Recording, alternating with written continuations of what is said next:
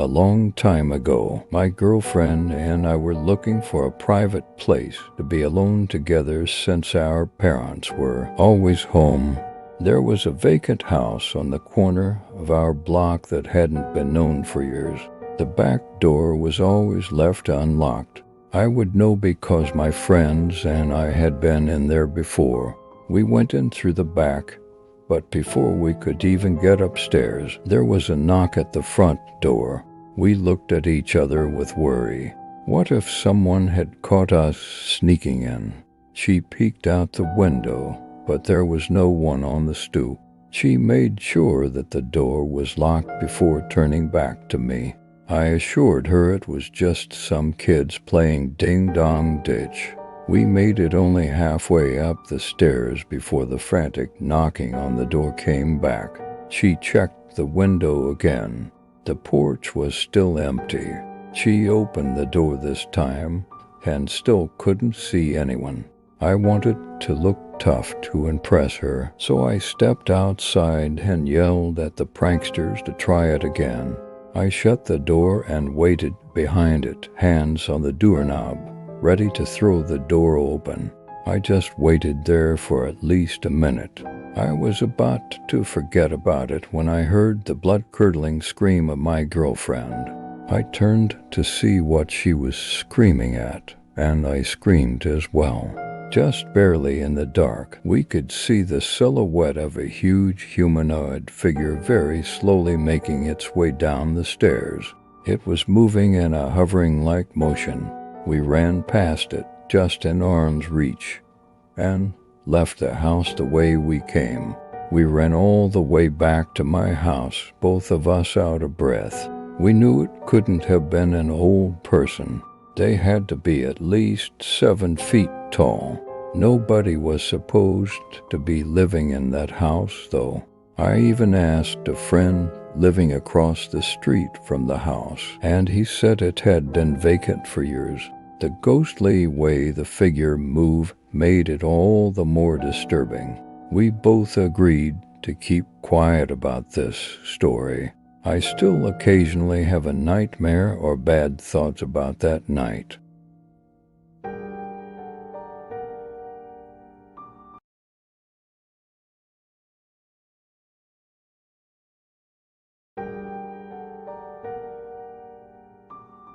When I was younger, 10 years old at the time, my mom had just started letting me stay home alone. We had been watching my mom's friend's dog while they were on vacation. My mom worked weeknights, so she told me that they would come around back, since the dog's cage was right next to the back door, and that I would have to let them in. I sat in the den by the back door with a dog by my side while I watched TV. He then started to growl and bark while looking out the window into the dark.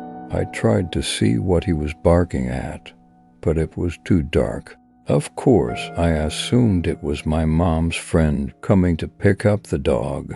I went over to the door with the dog following me and turned on the patio light. I couldn't see anyone out there at first, but the dog was still barking.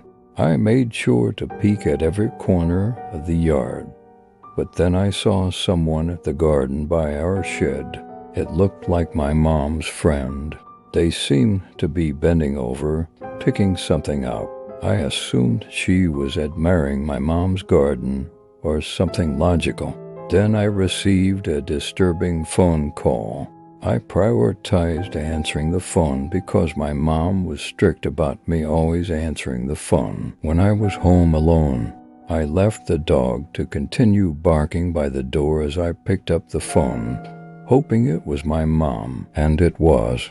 She told me that her friend wasn't going to pick up the dog that night as they wouldn't be getting home until past midnight.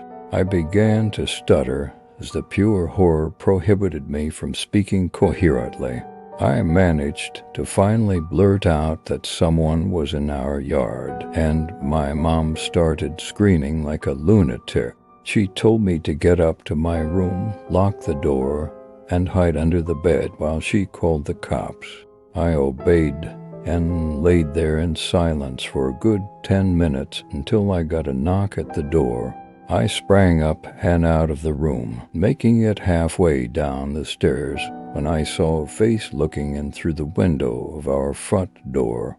This face, a guy, was staring right at me, the face so unsettling that it disturbs me thinking of it today. I screamed at the guy that the police were on their way, but he didn't move.